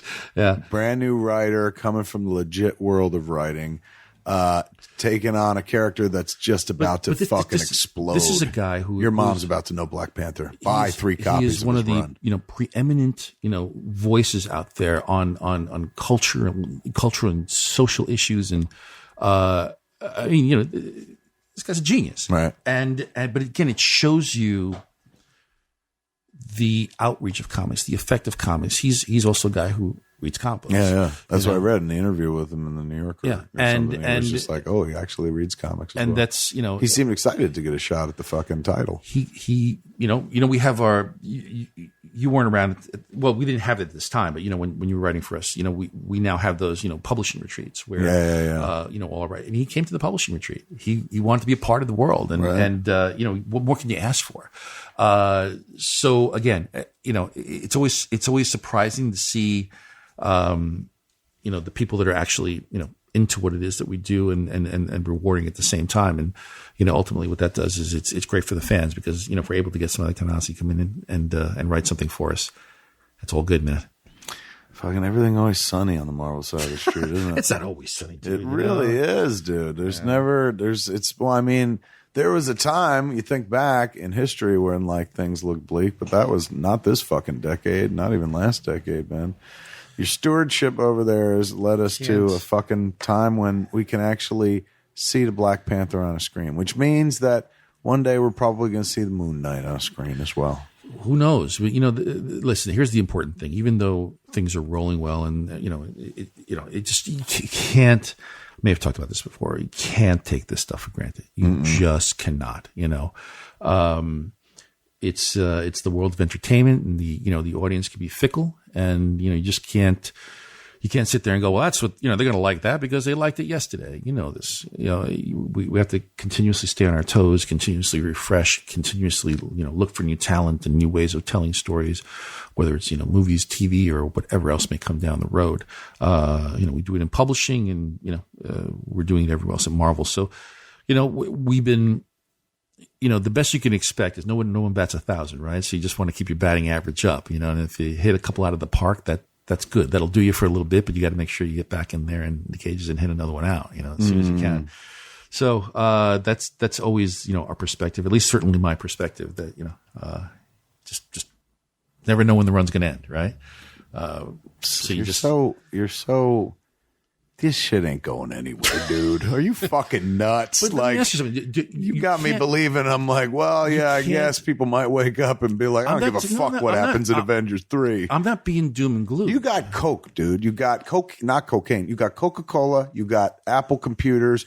You got things that you got like something that you got fucking Wonder Bread. You got something that's essential to American life. I understand that we have a great brand, we have great characters, great brand, but you got the medicine for the soul. You cannot. That's why people pay. That's why it'll never go away, dude. Because that's medicine for the soul. Here, I hope so. But again, think about this. But Kev, can't sit here. You can't say I couldn't sit here and go, yeah, it's just the way it is, and it's just the way it is, no matter what we do. We can't do that. 20 years of prosperity is my prediction, and here's why: we're the first generation, pop culture generation, that have aged into consumerism at the way that we have. Think about our parents grew up like Howdy Doody and shit like that, but they didn't have a prior. We appreciated our cartoons because, well, it was our religion. And they did a lot more for us when we were kids than they did for our parents and stuff like that. But like, we knew there was something before, and we knew that what we were living through was better, and we enjoyed it and we consumed it a lot. They made a lot for us and shit like that. We were the first generation, I think, of pop culture that they thought about programming for on a regular basis. Not just like, let's give them a kid's show. A lot of it. Industry was built on the backs of fucking us in our youth, people our age. Now we stand at middle age or closer to old age than we ever have in our lives. And that is scary because it's like, Jesus Christ, man, the end is now closer than the fucking beginning. And where am I in life? And what am I doing? We look for comfort in all different ways, but there's a easy fix of comfort right along the lines of like, eating a candy bar or something like that, which is seeing something familiar from your childhood come back to life, because it immediately ties you back to youth when you had your whole life in front of you and stuff, and staves off the moment that momentarily or longer, if you got a streak of good movies like fucking Marvel's built, staves off that, inevitable feeling of I'm old and fucking the world is now leaving me behind because they're going in a new direction, because you'll never get left behind when they're still telling the stories of your childhood. Just like, your fucking grandma, when you came home from like kindergarten, what'd they teach you? And like, I'm a little teapot. She's like, oh, they taught me that. There's a familiarity there. We've got people going in the movie theaters with their children right now, people my age watching these movies, and the guy and the mom and dad are bringing the kids because, well, fuck it, we gotta go to the movies. But also, I love these characters growing up. Oh my God, I read these books when I was a kid. These kids seeing these movies with their parents, they don't even give a fuck about their parents' tied to the material right now, because they're just like, look at this. This looks amazing and shit. But that relationship, as we all know, goes in one direction. Those kids get older, the parents get older. One day you lose your parents, and guess what? Whatever you watched with your parents, it becomes even sweeter when you realize you don't have all the time in the world with your parents. So these kids love those fucking Marvel characters in a different way than our generation did, even more powerfully. So you're good for 20 fucking years minimum, dude, Again, until somebody's like, well, that's not my childhood anymore. Right. But all of this is all of our childhood. And who I would pay through the nose for somebody to be like, you want to feel like you felt when you were fucking 12? Like just for a second, just for 2 hours and shit. Nobody's saying you have to be this your whole life, but do you want to feel that good where like there's a lot of hope and you're like, wow, that was joyous and shit? You pay me $10 and I will show you fucking a Marvel movie. And then you get that fucking feeling. That ain't going anywhere, dude. Like you guys got a success formula that like the right ingredients. And as we know, as we talked about on the show, you fucking honor the source material, and that has a lot to do with it. that means that the audience is always going to come back because like you're giving them medicine for the fucking soul. You're a medicine man, son. That's what you are. You called yourself a creative plumber. I call you a medicine man. All right, man. Listen, I appreciate all that, but you understand from a creative standpoint. I can't. You're going to be a realist again, aren't you? Well, I can't think that way. I have to. It's like That's why you're successful, and I'm not. I'm a romantic. You're a realist. But I figure, you know what? There's going to be plenty of time to look back on stuff and say, hey, look at what we did there. How did we do that? Or I'm glad we did these things. But ultimately, I just have to.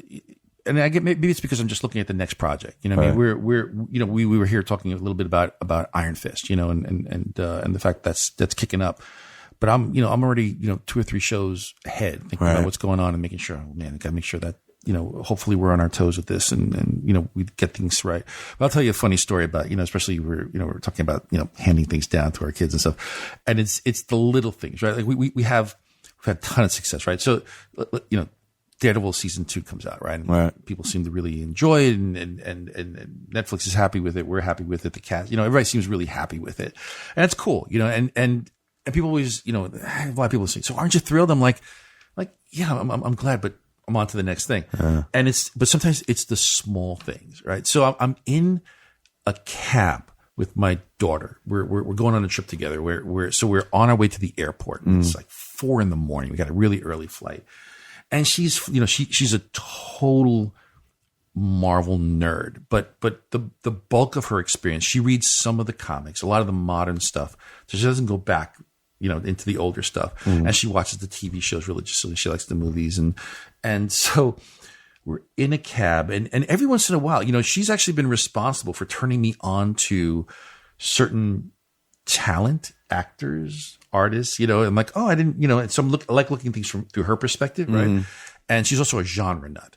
So she like Doctor Who and shows like that. And she's now starting to get into Star Trek, which is kind of cool. I'm very proud of that. And loves the Star Wars movies. So we're in a cab and she pulls up an image on her phone.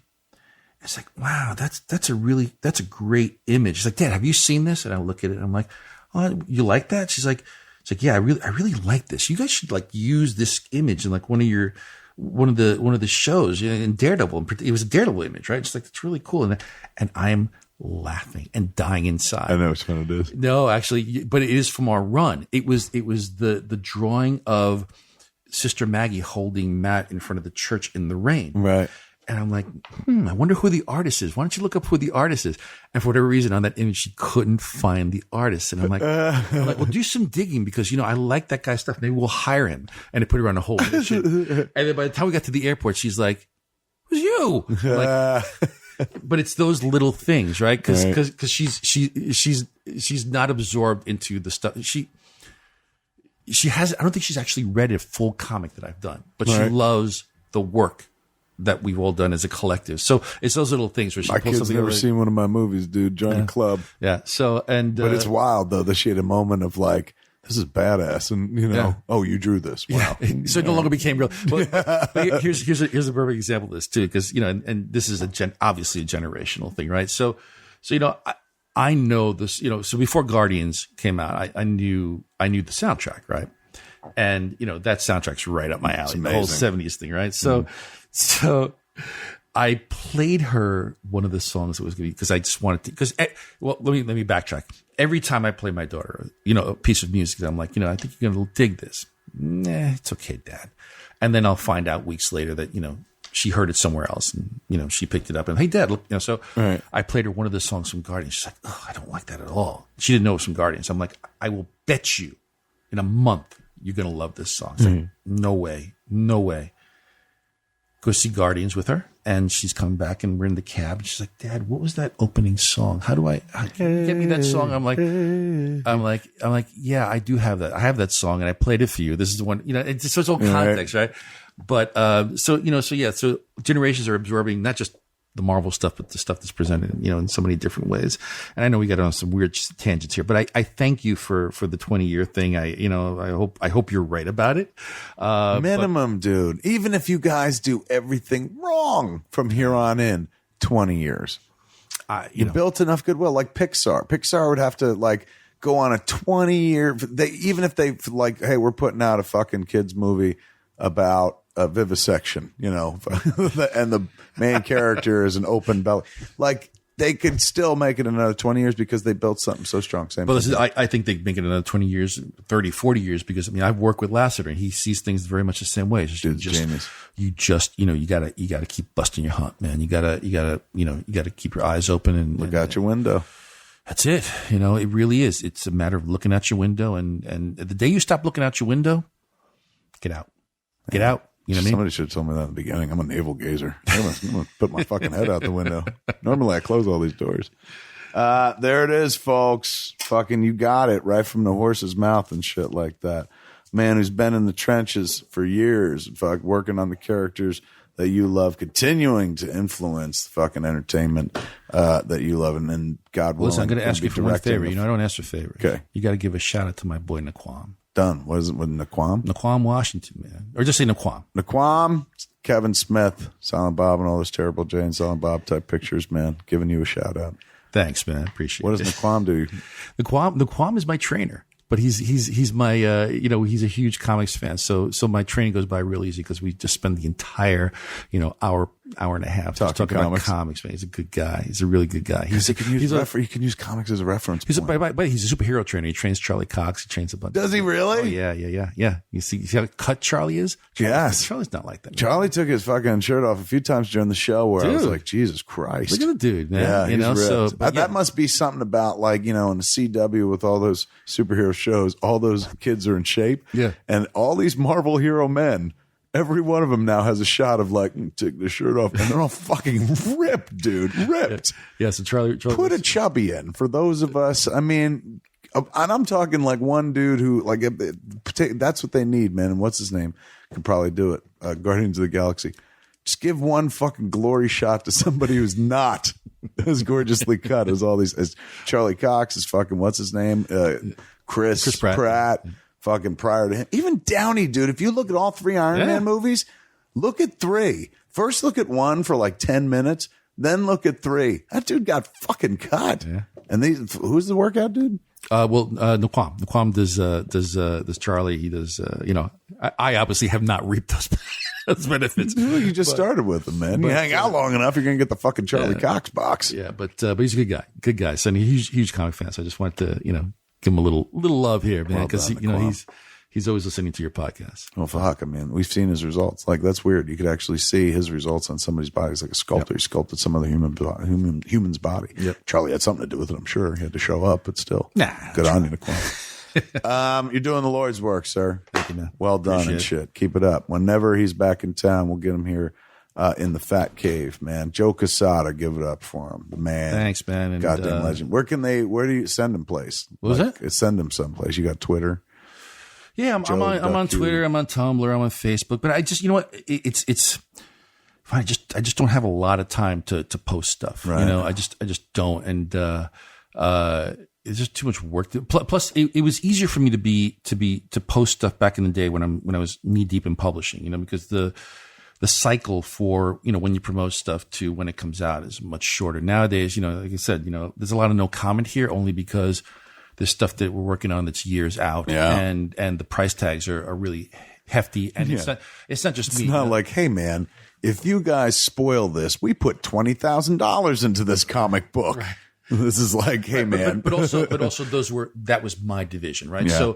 So if I spoil something here, I'm spoiling it not just for Jeff and the team, but I'm also spoiling it for Netflix. I'm spoiling it for ABC. And but nobody in this audience faults you for being spoiler free. A lot of people probably thank you, number one, but number two, like, of course, like we all want to walk in and feel the magic. We all want to go in. I'm telling you, everyone's willing to pay for a fucking time machine trip back to their childhood. And that's what those movies are. JJ fucking did it with Force Awakens.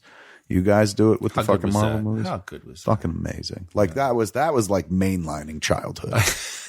he fucking found the alchemy to create, the fucking fountain of youth, man. You went there and took a sip. You walked out of that movie feeling like, Jesus, I'm a kid again. Yeah. That's the key. If I wish I was that kind of filmmaker, I like to make fucking weird shit, but I wish I was the guy that was like, this'll fucking take you back. I only take people back to like last week, and that's not good enough. Stop, man. Come on. Stop. I can't wait to see your Flash, by the way.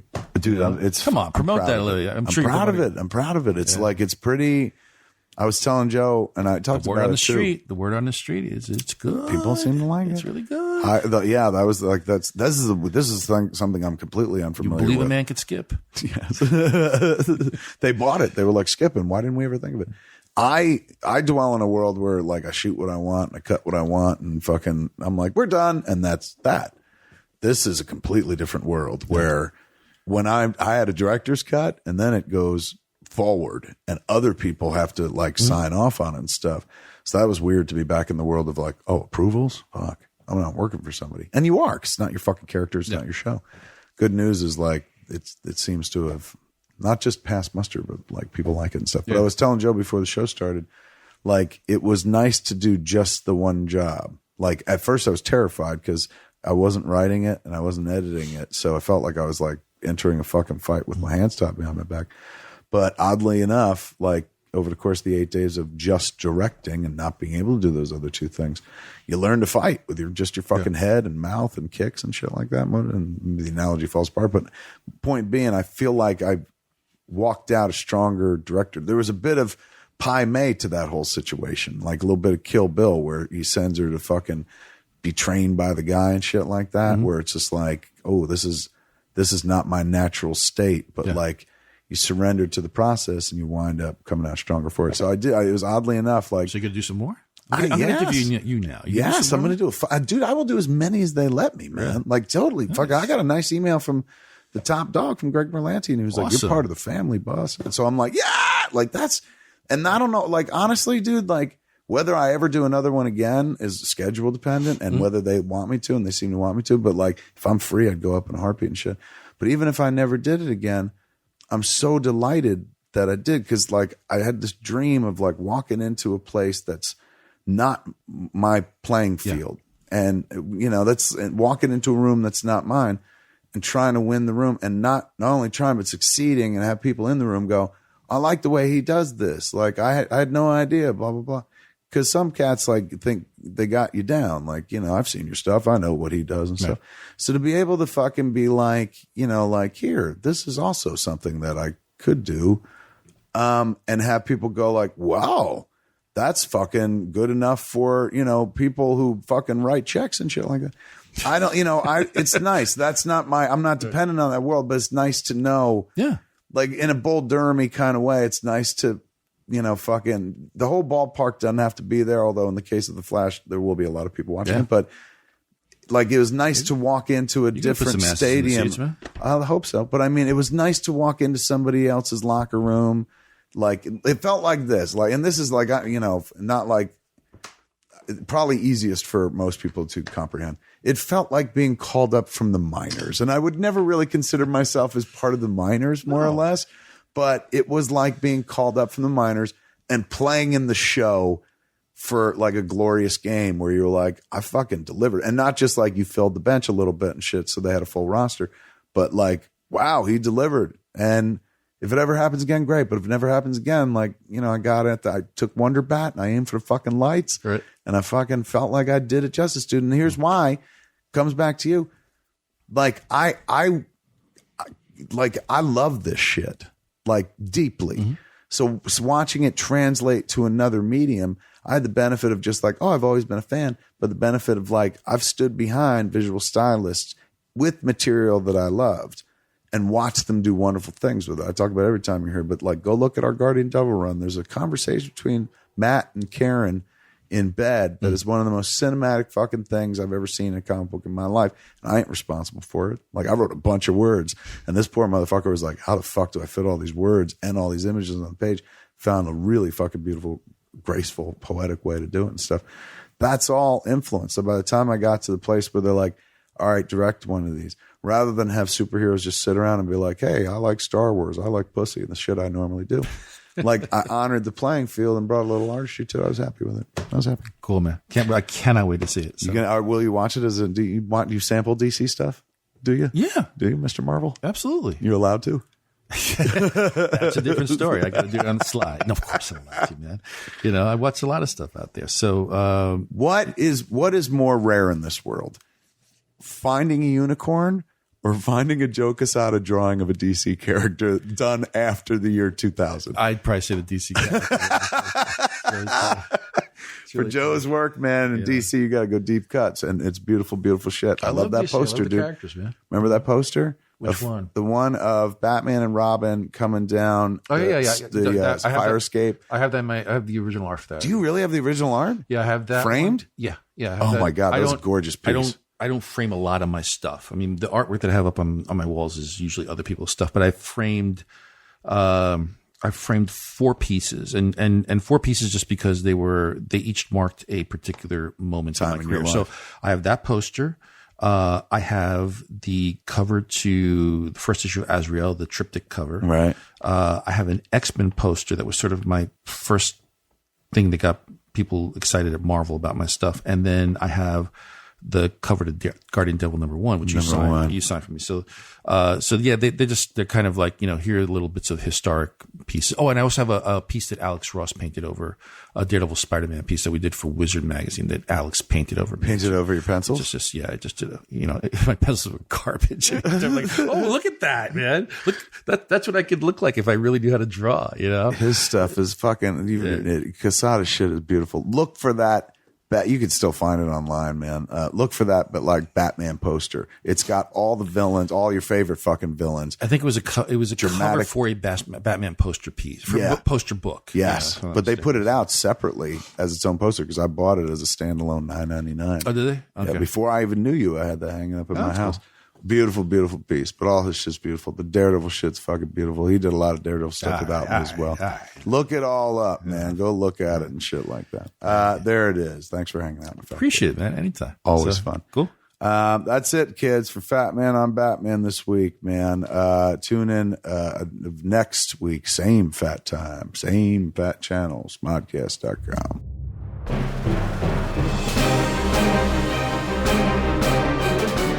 Hey man, it's me, Kevin Smith. Thanks for watching. Do me a favor, click that thing below that says subscribe. Every time you click that, you save a baby kitten from murder.